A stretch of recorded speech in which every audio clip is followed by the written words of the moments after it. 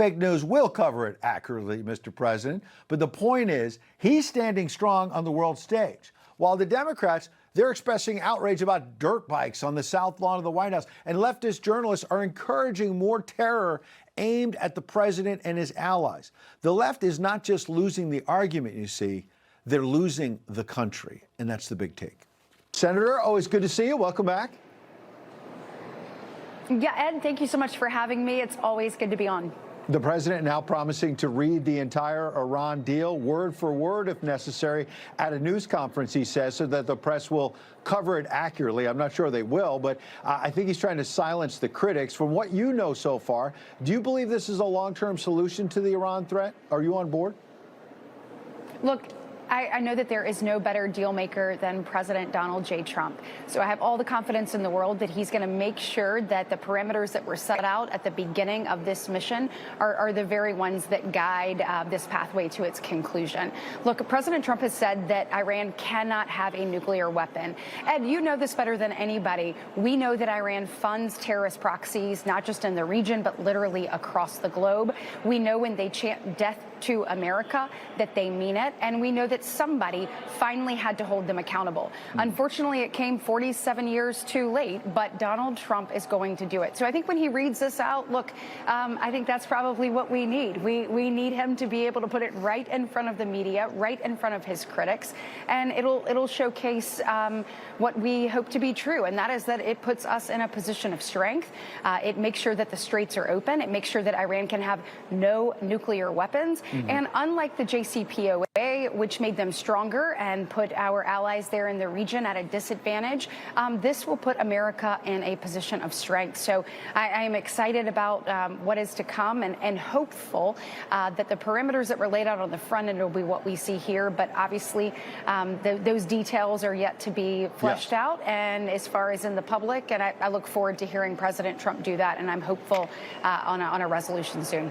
Now, today, he also had some tough words for an ally, saying he's not happy with how Israel has handled the conflict with Hezbollah. You know, Iran is saying that the fighting with their terror proxy, Hezbollah in Lebanon, has to stop for this deal to go forward. Are you worried about that undermining this deal that the president is putting together? Look, I know that obviously Israel wants peace there in the region as well. I mean, you have to think about what all that country and the men and women of Israel have been through. When you look at October 7th, when you think about the fact that there are people right there in the region, not even far away, just miles down the road, that want to do them harm, that have said death to Israel and that have worked to follow through with that. The unthinkable occurred to men and women there in that region on October 7th.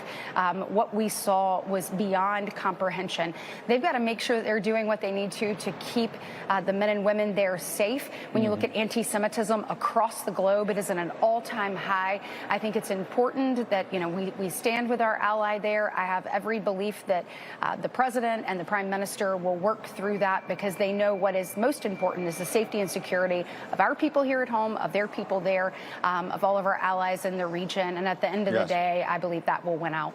Now, the Secret Service had a news conference today saying the threat environment has gotten a whole lot more dangerous with Islamic terror as well as homegrown terror. The Biden folks tried to tell us it was about white nationalism and extreme conservatives, but now we've got this terror plot the FBI has unfoiled. Antifa, it looks like anti-Trump folks targeting people like you close to the president. They wanted to essentially send drones into this UFC event. You were there with your husband. What goes through your mind about the possibility of what may have happened and the targeting of the president and people like you?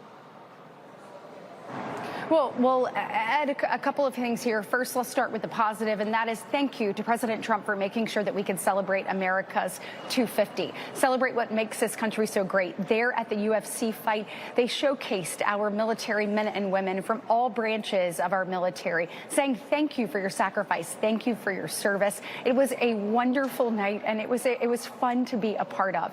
Now, when you're looking at what's happening right now, do not let the Biden administration off the hook. Joe Biden was reckless reckless as president, allowing our borders to be open, allowing people to flood in. We know how many people that were known terrorists that they allowed in into our country. We know the capabilities of those individuals.